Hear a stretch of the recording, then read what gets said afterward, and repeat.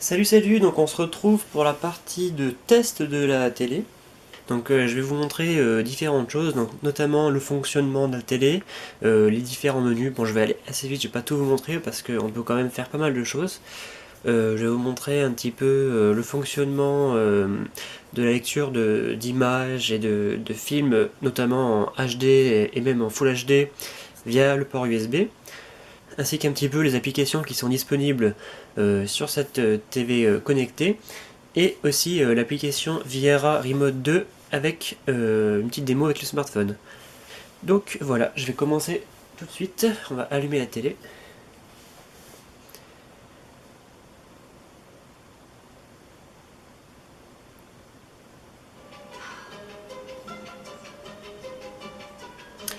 Et là en fait on arrive sur l'écran d'accueil, donc écran télévision comme c'est écrit en haut. Donc il se met automatiquement sur la dernière chaîne que vous avez regardée. Et en appuyant sur le bouton Home ici de la télécommande, on peut choisir différents types d'écran de télé.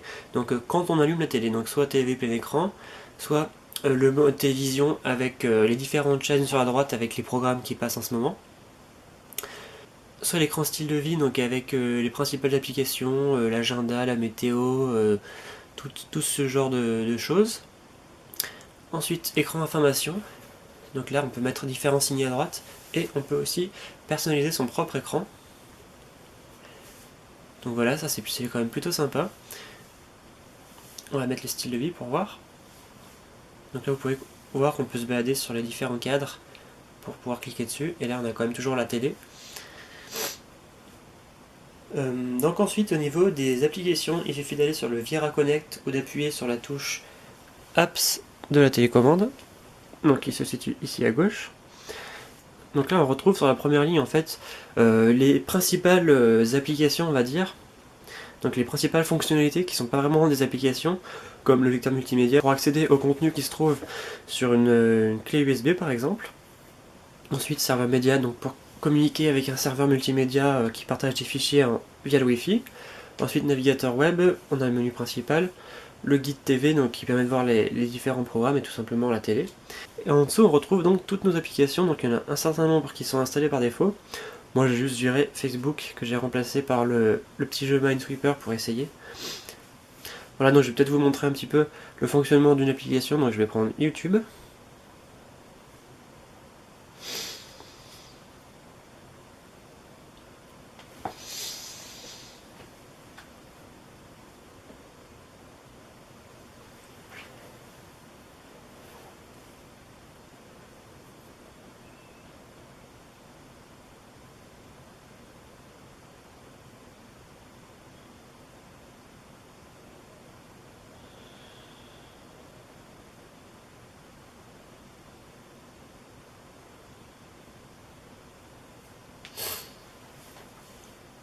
Bon, alors moi j'ai une connexion pas terrible, en plus là je suis en train de télécharger, donc ça va ramer un peu, mais vous voyez que c'est quand même plutôt sympa.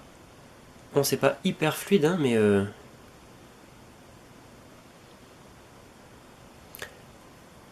voilà, on peut quand même naviguer et regarder ses vidéos. Par contre, j'ai pas trouvé comment on fait pour changer le réglage euh, de la qualité pendant la lecture de la vidéo. Vous voyez que là, si je clique, le temps que ça se charge, on a les petites commandes en bas. Mais bon, voilà, on peut quand même regarder avec une bonne connexion. En principe, il n'y a pas de problème. Mais moi, là, j'ai une connexion vraiment pas terrible.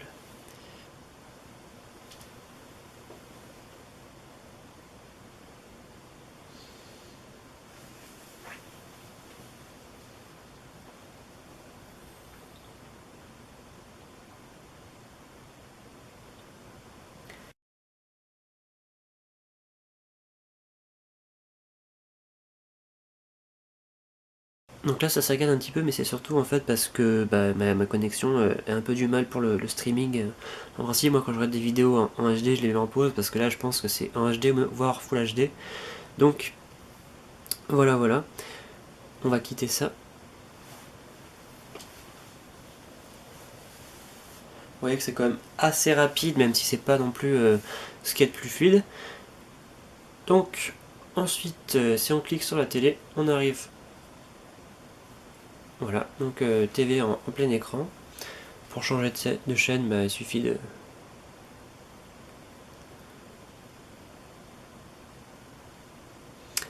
Voilà. Hein. Vous voyez voir une petite différence quand même de qualité entre les chaînes HD et non HD.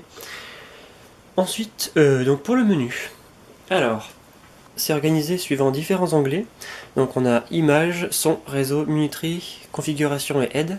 Et donc pour l'image, il suffit de faire OK. Et donc là, on peut choisir parmi beaucoup de réglages. Donc il y en a quelques-uns qui sont prédéfinis. Donc mode vrai cinéma, personnalisé, dynamique, normal. Vous pouvez voir que ça change quand même pas mal. Bon, moi je vais le laisser en normal pour la petite démo. Donc on peut choisir l'intensité du rétroéclairage, les contrastes, la luminosité à l'écran, la saturation des couleurs, la teinte, donc si on veut plus ou moins de vert ou de rouge, la netteté, donc c'est le... À 0 ça va être tout flou, à 100 ça va être hyper net, température des couleurs, ensuite on a couleur vide désactivée, donc c'est pour voir les couleurs un peu plus vives. Commande d'adaptation rétroéclairage, alors en fait c'est la petite fonction qui permet d'adapter automatiquement le rétroéclairage de la télé dans les passages sombres par exemple. Donc là par défaut c'est activé. Ensuite on a aussi la sonde qui capte la luminosité de la pièce et qui ajuste le rétroéclairage en fonction de la luminosité pour pas abîmer les yeux. Vous voyez que si j'enlève tout de suite ça revient plus fort.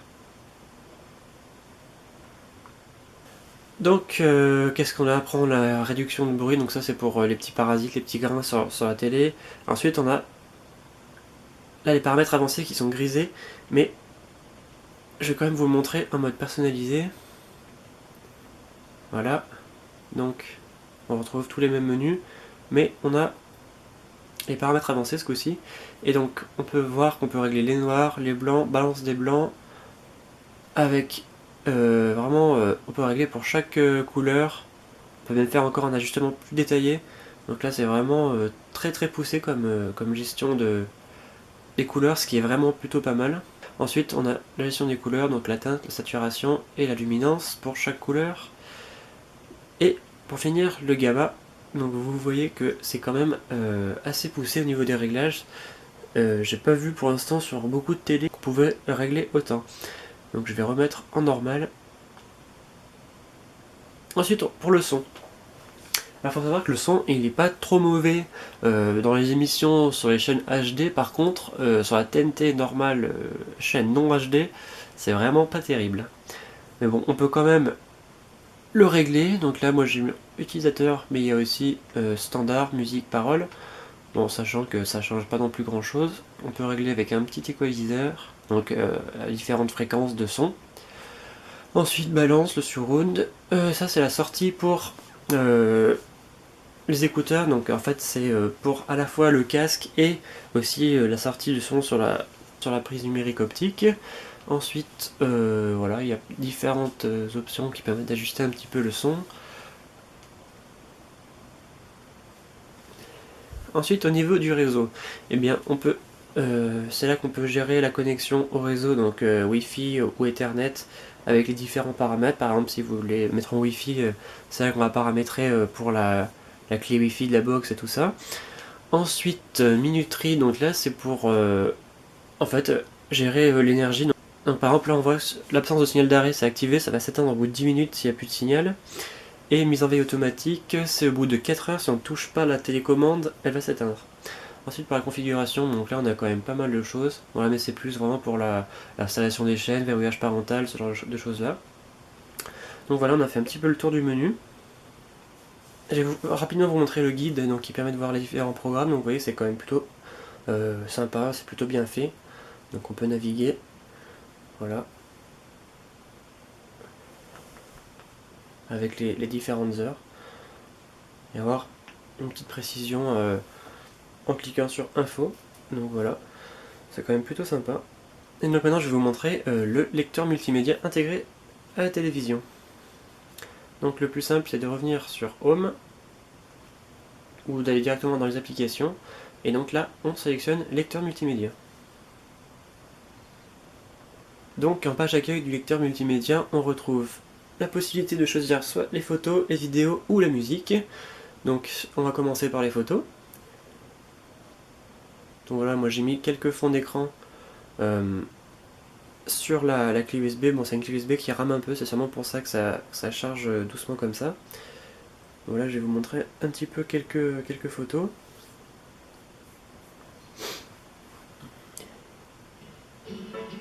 Et par défaut, on a une petite musique qui se met. Bon, je suppose qu'on va pouvoir l'enlever, mais c'est sympa. Donc je vais baisser le son, ça sert à rien. Et donc, changement les images, bon c'est quand même plutôt rapide, là c'est du 1080p, donc c'est quand même bien fluide. Hein. Vous pouvez voir, pour ceux qui ont déjà vu, que c'était les images, enfin les fonds d'écran de mon thème de PS3 que j'avais fait. Donc qui sont plutôt sympas comme images. Hein. Ah, là donc il y a un fichier qu'elle n'arrive pas à lire, je sais pas trop en quel format c'est, parce qu'apparemment ça arrive à lire que les JPEG.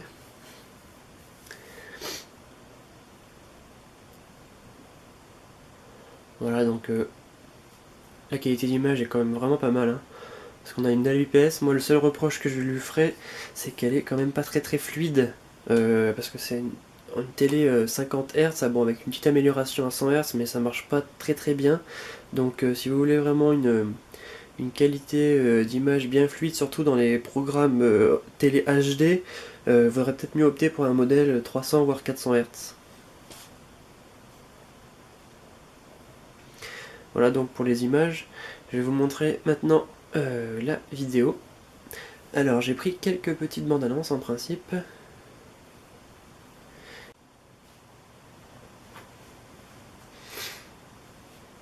Voilà, donc j'ai eu quelques petits problèmes de lecture. Il ne trouvait pas mes fichiers MP4 sur une clé USB en FAT32 alors que sur une clé en NTFS il les trouve. Donc allez savoir pourquoi. Donc dossier bande annonce, donc là j'ai quelques bandes annonces, je vais vous montrer un petit peu. Donc je vais commencer par du HD normal et après en Full HD. Et donc là le son il est sur le home cinéma. Donc je vais vous laisser profiter un petit peu.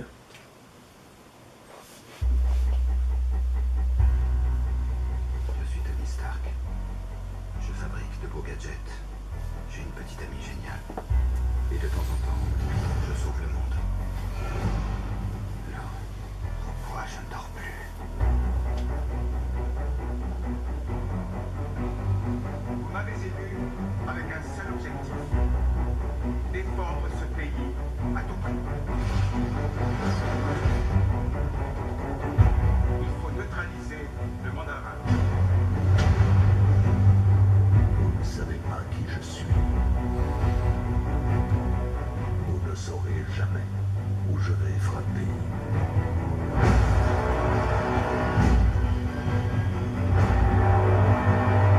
Comment allez-vous répondre à ces attaques? Le monde entier nous observera. Seule question. Où est Tony Stark? Rien n'est plus pareil. Je dois protéger la seule chose qui m'est essentielle. Et c'est vous. Monsieur Stark.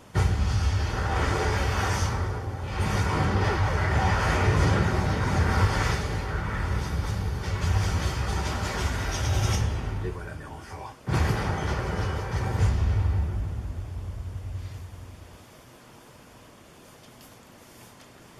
Donc voilà, vous pouvez voir que c'est quand même plutôt pas mal. Et je vais vous montrer la même en Full HD. Je suis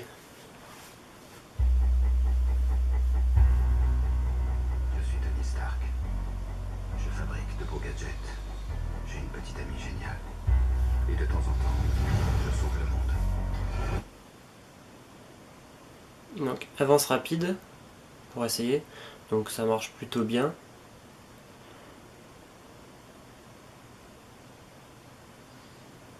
Et c'est vous. Monsieur Stark. Ce jour est le premier jour de ce qui reste de votre vie.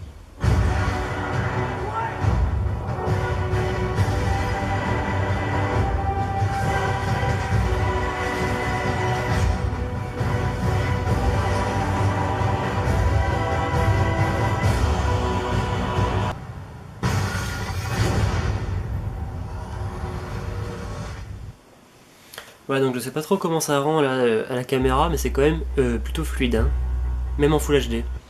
Et je vais vous en montrer une autre en Full HD pour voir un petit peu. Bon, c'est la version anglaise celle-là. 60 years ago, Earth was attacked. We won the war, but they destroyed half the planet. Everyone's been evacuated. Nothing human remains. Our job is security and drone maintenance. We're the mop-up crew. 2 more weeks, Jack, and we can leave and join the others. Doesn't seem right. We won the war. Now we have to leave.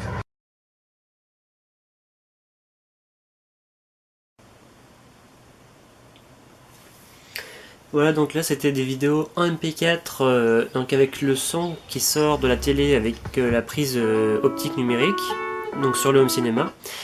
Et ça marche aussi bien avec des MKV, donc plutôt un bon point, même si apparemment ça marche pas sur tous les types de disques. Donc ensuite la musique. Je vais quand même vous montrer vite fait, mais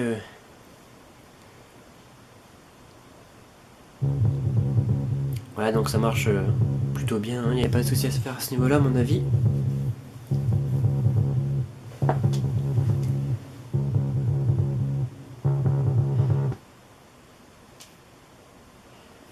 Voilà donc pour la partie lecteur multimédia. Je vais vous montrer un petit peu maintenant l'application qui permet de contrôler et de partager du contenu multimédia avec la télé, qui s'appelle Viera Remote 2. Voilà, donc il n'y a pas forcément besoin d'être sur un écran particulier pour pouvoir utiliser l'application, donc il suffit juste d'aller dans les applis et on va sur Viera Remote 2.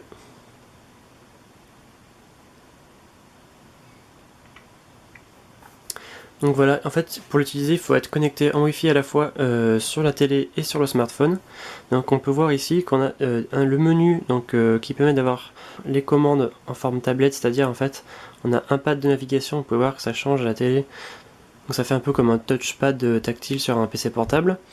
Ensuite on retrouve les boutons Apps, Home, Exit, Options et Return pour pouvoir naviguer vraiment sur tout ce qu'on veut.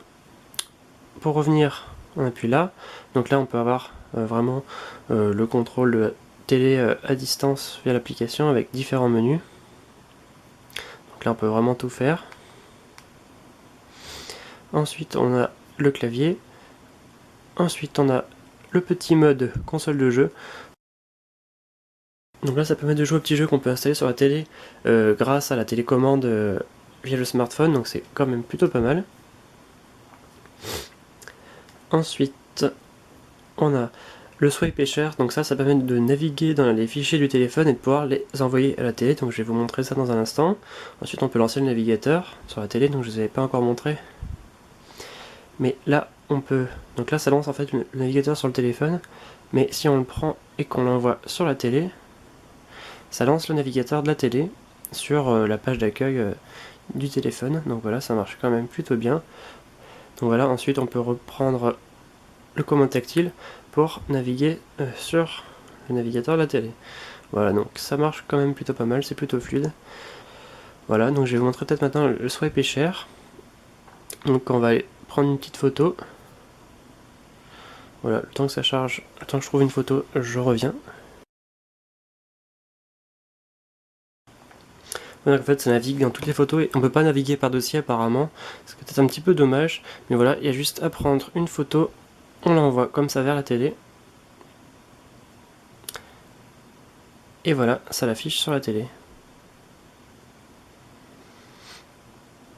Donc c'est plutôt sympa, même si c'est un petit peu gadget.